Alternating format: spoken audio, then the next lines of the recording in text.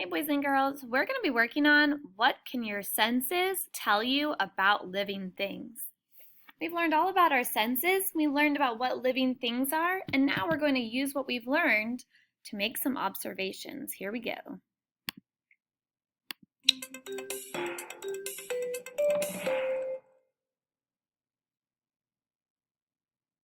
Welcome to the lesson.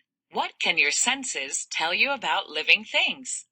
In this lesson, we're going to explore observing plants and animals using our senses. Before you start this lesson, make sure you can recognize animals, recognize plants, and understand that observations can be made with the 5 senses. Do you wonder what is in the forest? Let's find out through observing, or using our senses to find out things. Our senses give us information about our world. We can find out what is in the environment, how much there is, where it is, or if it is changing. Seeing and hearing are examples of senses.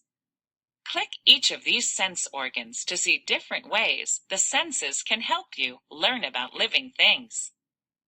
All right, let's click sense of sight. Do you use your eyes and your sense of sight to observe the world? You see the trees, the color of leaves, and tiny plants growing.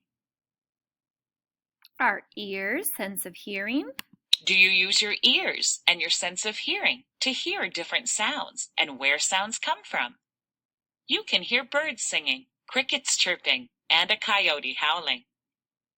Our sense of smell with our nose. Do you use your nose and your sense of smell to smell the forest after it rains? You smell the pine trees, or even a ponderosa pine that smells like baking cookies. I've never smelled that tree before. All right, what about our sense of taste? You should use your tongue and sense of taste only for food, or for situations where a trusted adult tells you it is safe. Always check with an adult before you taste anything in the forest, science lab, or anywhere else. That's true, and our sense of touch. You use your hand and sense of touch to tell the difference between things that are smooth, rough, cold, or warm. Your skin can feel pressure and temperature. You can feel the rough bark of trees and the prickly points on the ends of pine cones. Living things grow, change, and have babies. Plants and animals are living things. Plants are living things that make their own food.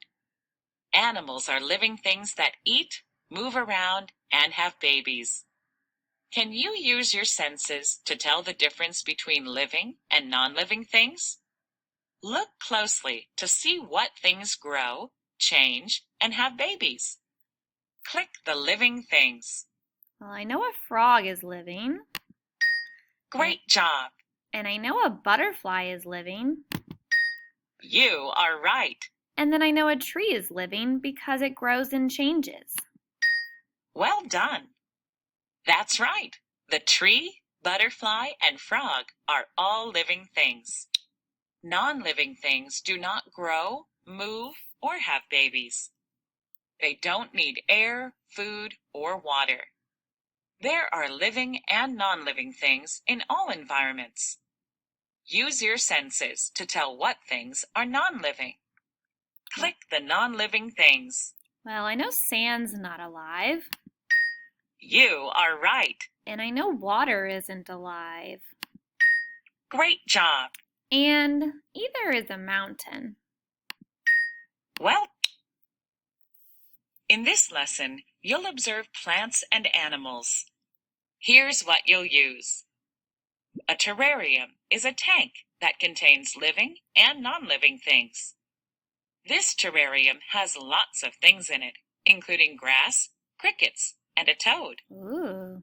A calendar to show time passing from day 1 to day 7.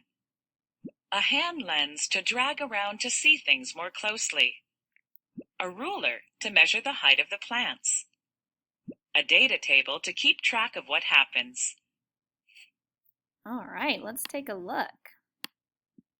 How do I move this?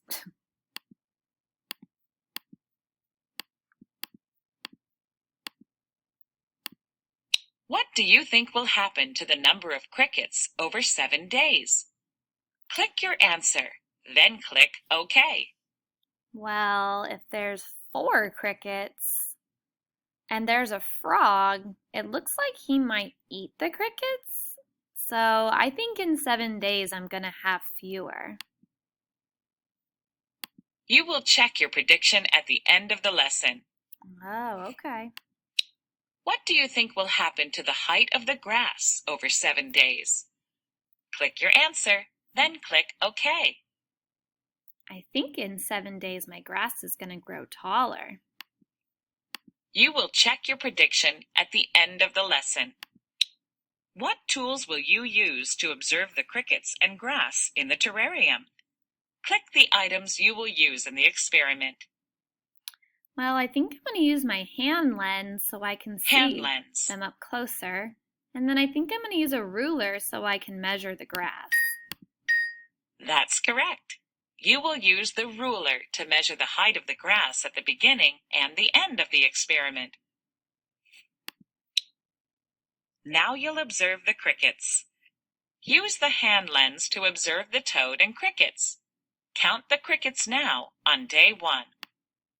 All right. Record the number of crickets in the data table under day 1.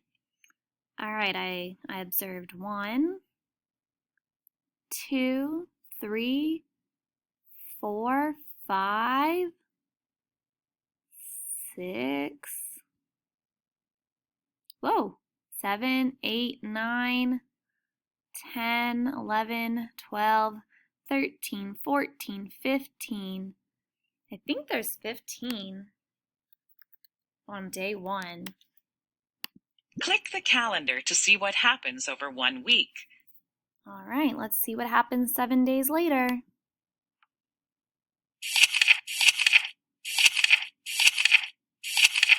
Count the crickets again.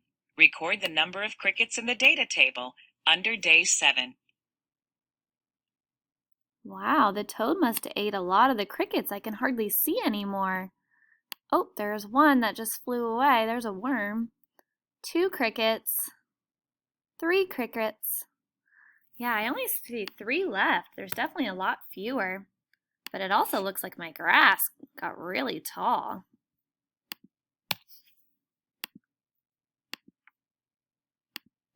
What happened? Were there more or fewer crickets in the terrarium at the end of the week? Fewer. You are right. Why were there fewer crickets? Toads eat crickets.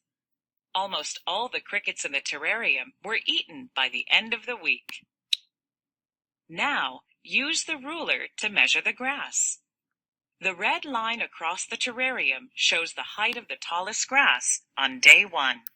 All right. Drag the ruler to the terrarium.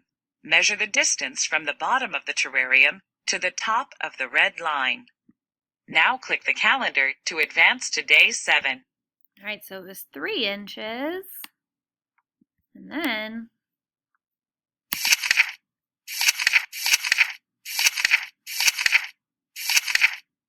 now look at the grass after it has grown. Now it's 7 days. 5 inches. Measure the distance from the bottom of the terrarium to the red line that shows the tallest grass.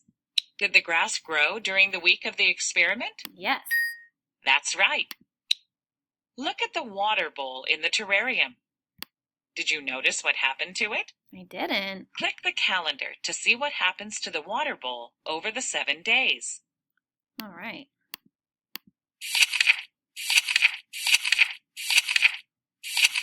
Now use the hand lens to observe the water bowl again. What happened? Wow, there's almost no water left. My toad definitely needs some water after a whole week. What does your observation tell you about the level of water in the terrarium? It's almost gone. Did the water level drop as the days went on? Yes. That's right. Through your observations, you can see that the plant, animals, and water are all dependent in some ways on each other in the terrarium. You used your sense of sight to observe the terrarium over 7 days. You noticed the toad eating the crickets, the plant growing, and the water disappearing.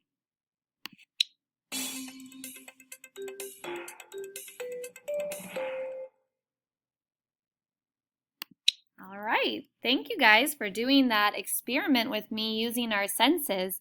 We were able to observe the living things using our sense of sight, and I think we did really well. Thanks, boys and girls.